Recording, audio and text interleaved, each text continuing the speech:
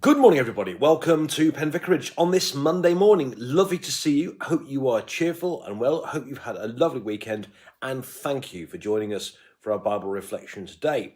As we now continue with our adventure through the book of Proverbs, which I said this on Friday, is not a book I know well, but I'm looking forward to getting to know it better.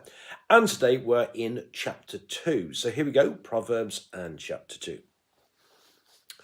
My child, if you accept my words and treasure up my commandments within you, making your ear attentive to wisdom and inclining your heart to understanding, if you indeed cry out for insight and raise your voice for understanding, if you seek it like silver and search for it as for hidden treasures, then you will understand the fear of the Lord and find the knowledge of God.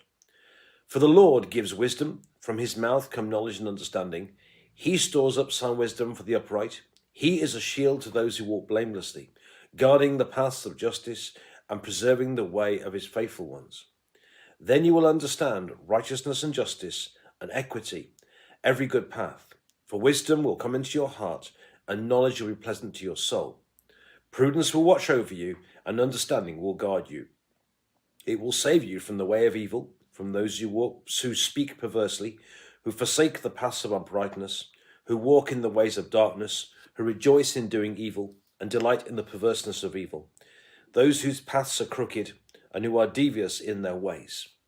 You will be saved from the loose woman and from the adulteress with her smooth words, who forsakes the partner of her youth and forgets her sacred covenant. For her way leads down to death, and her paths to the shades. Those who go to her never come back, nor do they regain the paths of life. Therefore, walk in the way of the good and keep to the paths of the just. For the upright will abide in the land, and the innocent will remain in it. But the wicked will be cut off from the land, and the treacherous will be rooted out of it. And this is the word of the Lord. Thanks be to God. Okay, I was thinking with a chapter, a section of scripture, if you can cut it up into kind of bite-sized chunks, it kind of helps you to sort of see it. So I think the Proverbs chapter 2, we can put it really into kind of four sections. Firstly, verses 1 to 5 says how to get wisdom. Okay, that's how to get wisdom. Then verses 6 to 11 is where wisdom comes from. Then in verses 12 to 19 is some of the temptations and distractions that you might meet en route. And there's verses 20 to 22 at the end is kind of what to do about it. So four sections, 1 to 5, which is all about how to acquire wisdom. Verses 6 to 11 says where wisdom come from. Verses 12 to 19 is about some of the distractions and temptations en route, which we might encounter in life. And verses 20 to 22 are the kind of what to do about it at the end. So taking it sort of section at a time, we'll start with verses 1 to 5. As I say, it's really about how to acquire wisdom. Chapter 1 told us all about what a wonderful thing wisdom is, and the book of Proverbs talks extensively about what a wonderful thing wisdom is. But verses 1 to 5 kind of tells us really how to get it.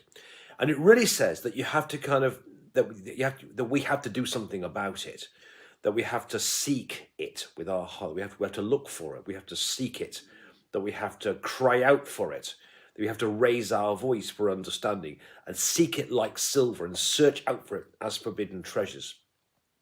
And so what it's really about saying is that we have a part to play here. That if we want to get wisdom, we have to seek it. I mean, sure, we will acquire some in life, of course, but if we seek wisdom, we will acquire it. It's interesting, isn't it? We are in the Feast of Epiphany at the moment, when we remember the wise men who prepared to travel hundreds of miles to follow the star to find the new king. And here in chapter 2 of Proverbs, in verses 1 to 5, he talks about the importance of seeking wisdom. And I do think there's a wake-up call for us sometime here. I remember when I was a curate, we went on a trip. Curates went on a trip, and there were a couple of people having a whinge fest one day, and they were saying, I don't go to church much these days, because I don't get much out of it, and I don't pray very often because I don't get much out of it. I heard this kind of have a moan fest, and people do that from time to time. And then one chap comes in and says, "Yeah, but what do you give? What do you give? When you come to worship, what do you give to it? And I thought that was a very, very important thing. So verses 1 to 5 of Proverbs 2, I think, is a wake-up call for us. that if we want wisdom, we have to seek after it. We have to incline our heart to it. We have to cry out for it. And if we seek wisdom, we will find it. So I think that's the first thing. The first verses 1 to 5 for us here are a wake-up call for us to seek after wisdom. And if we seek it, we will find it. Then verses 6 to 11 talks really about where wisdom comes from. And it's quite clear that wisdom comes from God, that God is the source of true wisdom. We had in chapter 1 already that the fear of the Lord is the beginning of wisdom. And it's quite clear in verses 6 to 11 here, that in Proverbs, that the true wisdom comes from God. Verse 6, for the Lord gives wisdom. From his mouth come knowledge and understanding. So notice here very, very clearly that the wisdom, true wisdom, comes from God. And that is where it's to be found. He is a shield to those who walk blamelessly, preserving the way of his faithful ones. Other translations have it as saints. Interesting. You may never have thought of yourself as a saint, but in biblical terms, if we're followers of Jesus Christ, we are saints. We are holy ones, and so on. So verses 6 to 11 are very clear that true wisdom is to come from God, and if we want wisdom, that is where we are to find it. Because it says, for the Lord gives wisdom, from his mouth come knowledge and understanding. So if we want true wisdom, God is the place to look. Then, in verses 12 to 19, we have some of the temptations here. And in a sense, really, the irony here is that Proverbs was mostly written by Solomon. And Solomon, as I think I explained to you on Friday, was a king who started out well. He started off being the wisest person, pretty much the wisest person that's ever lived, apart from Jesus Christ, of course. But actually, as time went on, he went off. He became more and more rancid. He was more and more distracted, more and more tempted, and he gave into the temptation. He allowed himself to be distracted. He was pulled away. And the irony of verses 12 to 19 is that if only Solomon himself had listened to his own words here, things for him might have been very different. So he talks about saving from people who speak perversely, forsake the paths of uprightness, to walk in the way of darkness. So he talks about the avoiding people who walk in evil ways, who delight in the perverseness of evil, whose paths are crooked, and who are devious. So the importance of not being pulled away by greed and by that sort of thing as well. So verses 12 to 19, that's the first one, kind of, and especially with things like riches. I mean, I've often wondered what Jesus meant when he said, "Blessed are the poor," and I think with riches come temptation, actually, and in a sense, the higher we climb up organisations and things, the more tempted we become, because there are more things potentially to pull us away. And verses 12 and then talk about the importance of allowing God to save us from those who speak perversely, who walk in the ways of darkness. So the importance of keeping morally right. But then he talks also in verses 16 to 19 about being saved from the loose woman, and I'm sure that means a loose man as well here. From the adulteress with her smooth words. And it's interesting when Proverbs talks about the adulteress, it's not so much focusing on the sexual thing, it's more focusing on forgetting her sacred covenant, forsaking the partner of her youth. Because with adultery comes betrayal, becomes lies and dishonesty and so on.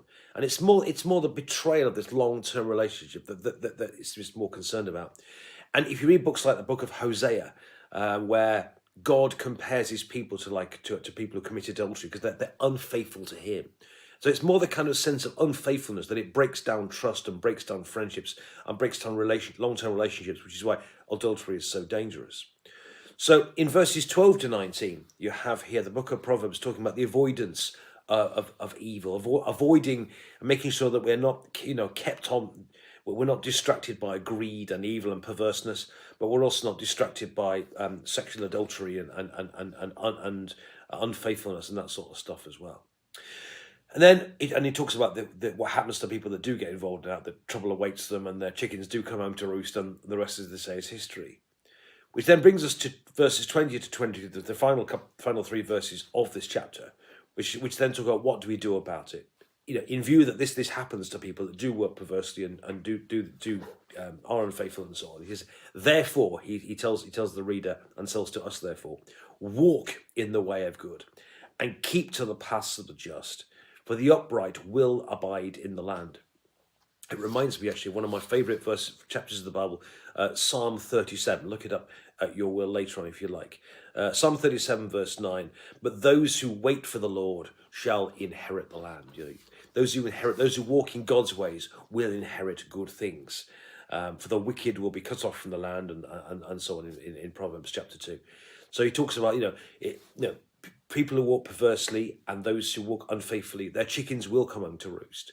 But actually walk in the way of the just. Live life God's way, and you will inherit the land, and good things will come.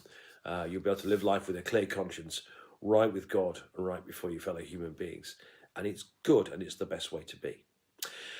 So, my friends, a fascinating chapter, Proverbs chapter 2. Read it again at your leisure, please do. Verses 1 to 5 talk about how to acquire wisdom, about the importance of seeking God.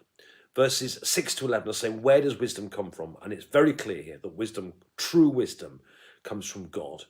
Verses 12 to 19 talk about some of the temptations we may face, those who are greedy and act perversely and so on, and also those who act unfaithfully. And then, so what to do about it to keep on God's paths. Verses 20 to 22, walk in the way of the good, keep to the paths of the just, for the upright will abide in the land. Friends, I hope you found that helpful. God bless you. Thank you for watching. Proverbs chapter 3 tomorrow. Bless you. Have a lovely day, and God bless you. Just a quick plug, if I may, also. On Thursday, we have the beginning of our Alpha course here at St. Bart's. It's in St. Bart's, in St. Anne's. It doubles as our confirmation course. So if you'd like to take part in that, just send me a link. Just something about it. Send me a message, and if you do want to do it online, you can do it online as well. We have a Zoom link as well. God bless you, as I say. If you want to take part in that, let me know. But enjoy your Monday. Have a lovely day, and